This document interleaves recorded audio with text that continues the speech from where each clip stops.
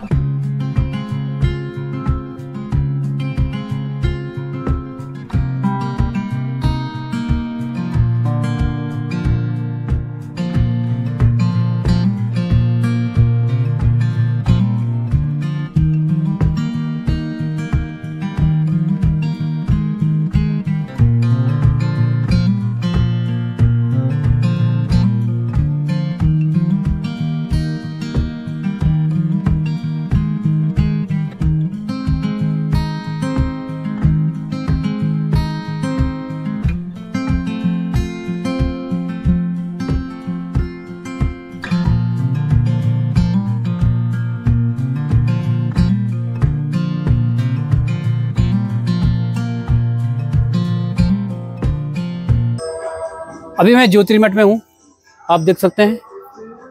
बहुत सुंदर है, बहुत प्राचीन है ये ज्योतिर्मठ। शंकराचार्य जी द्वारा बनाया गया ये एक मठ है। 4 मठों में से एक शंकराचार्य मठ, जोशी मठ भी है। पहले इसका नाम ज्योतिर्मठ था, अब ये ज्योतिर्मठ से होके ये जोशी मठ हो गया है। ये देखिए श्री शंकराचार्य गद्दी स्थल, आप देख सकते हैं। ये श्री शंकराचार्य गद्दी स्थल में अभी आपको दिखाने वाला हूँ, फिर उसके बाद अन्य जगहों में आपको ले चलूँगा। बहुत सुंदर है, देखिए बहुत भव्य है ये है शंकराचार्य गद्दी स्थल। आप देख सकते हैं ऐसा दिखती है शंकराचार्य गद्दी स्थल जोशी मठ। बहुत देवी देवताओं की मूर्तियां यहाँ पर लगी हुई है, बहुत सारे देवी देवताएं हैं।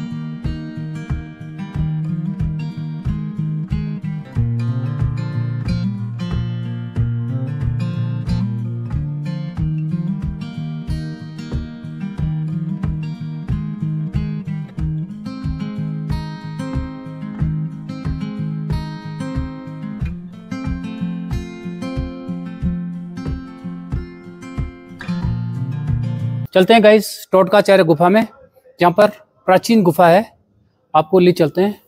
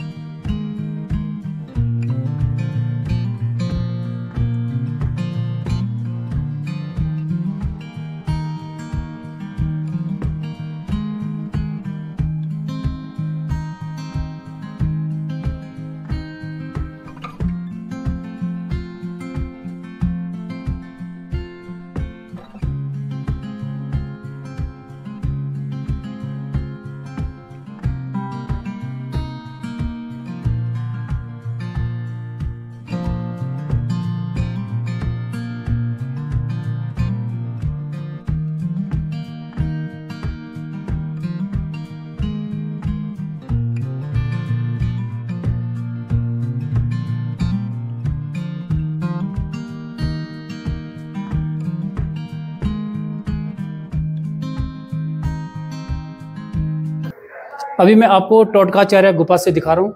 यहीं पर टोटकाचार्य जी ने तपस्या की थी, मेडिटेशन किया था। एक प्राचीन गुफा है। टोटकाचार्य शंकराचार्य के शिष्य थे, प्रमुख शिष्यों में से एक थे। टोटकाचार्य जी की गुफा आपको दिखा रहे हैं, कहाँ पर कैसे उन्होंने यहाँ पर ध्यान साधना किया था। यही इसी जगह पर टोटकाचार्य ने साधना की थी, ध्यान की थी, मेडिटेशन किया था। मेडिटेटिव गुफा है ये, यहाँ पर ऑटोमेटिक ध्यान लग जाता है। ये साधना के लिए बहुत उत्तम है। अब आपको ले चलते हैं कल्प वृक्ष, जहाँ पर शंकराचार्य जी को ज्ञान की प्राप्ति हुई थी। कहते हैं कि शंकराचार्य अपनी 11 साल की एज में, जब वो 11 साल के बालक थे, कहते हैं कि यहीं पर उन्होंने तपस्या की थी और यहीं पर ध्यान साधना से शंकराचार्य जी को यहीं पर ज्ञान की प्राप्ति हुई थी। ले चलते हैं आपको कल्प वृक्ष। कहते हैं कि कल्प वृक्ष के नीचे बैठ के आदमी जैसे सोचता है वैसे उसको मिलता है, ऐसा कहानी है, ऐसा कहते हैं। इसीलिए यहाँ पर लोग सकारात्मक सोचते हैं, पॉजिटिव सोचते हैं। कहते हैं कि कल्प वृक्ष के नीचे जैसे आप मांगते हैं वैसे ही मिलता है, जैसे आपकी सोच होती है जैसे आपके विचार होता है वैसे ही आपको फल प्राप्त होते हैं।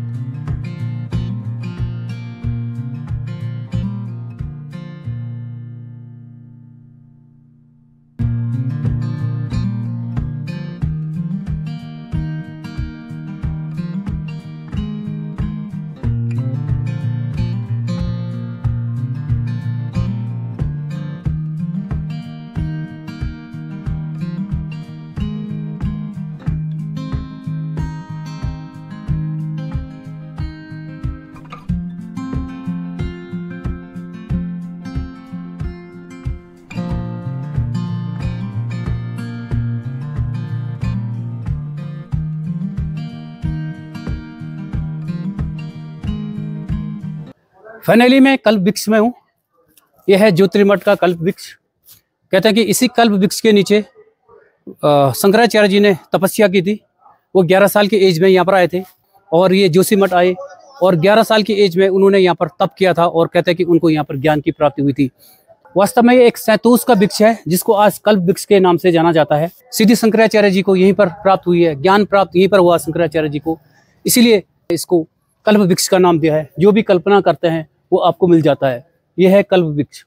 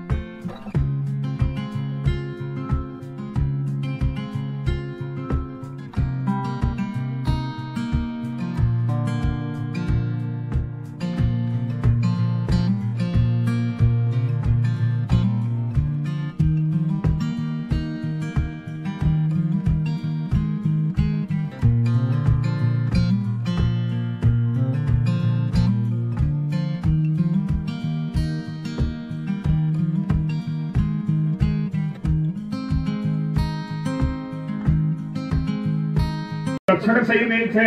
ये हट्टे कट्टे मोटे चिट्ठे दिखाई दिए भरत जी महाराज, और इनका लक्षण भी बड़ा विचित्र था। खेत में बैठे हैं मचान पर, मचान समझते हैं, खेत में मचान पर बैठे हैं और मचान में बैठ करके गायों को बुला रहे हैं, आओ मेरी गायों। गाय हैं गोपाल की, गौवन के गोपाल, ग्वाल वाल से अभी हैं श्री नंदलाल, अभी गायें आ गई तो अब नंदलाल भी आ जाएंगे। तो गायों को बुला रहे थे। तो लोगों ने समझा कि ये किसी काम के नहीं है, ये खेत रखवाने का काम तो करते रहे, खेत की रखवाली तो कर नहीं रहे हैं। पकड़ करके इनको लाए और खड़ा कर दिया देवी जी के सामने। लोगों ने कहा ये बहुत सौभाग्य है, तुम इनका वध कर दो, तुम्हारा बड़ा सौभाग्य, देवी जी के सामने तुम्हें बलि होने को जो मिल रहा है। और जो वहां पर बलि देने वाले थे उनसे कहा कि बलि का कार्य करो। तो पूजा इनकी की गई, इन्हें स्नान करवाया गया, कपड़े पहनाए गए, भोजन करवाया गया। ये देवी जी के सामने खड़े हुए हैं। हमने तो सुना था कुपुत्र हो जाए थे कुछ सब कुमाता न भगवती, कोई माता चाहे कुमाता हो जाए, लेकिन बेटा चाहे कपूत हो जाए, लेकिन माता कभी कुमाता नहीं होती है। हमने तो ये सुना था। और तुम अपने पुत्र की बलि ले रही हो, अपने पुत्र की बलि ले रही हो, ये तो बड़ी विषम बात है। और जब ऐसे कहा तो माता को दया आई और माता उसी समय में मूर्ति के फाड़ करके प्रकट होकर के तलवार छुड़ा करके वृषलपति की और वृषलपति और उसकी सेना का वध करके इनके मस्तक पर तिलक कर दिया। ये और भयभीत अभय हो गए। अब अभय होकर के घूम रहे थे।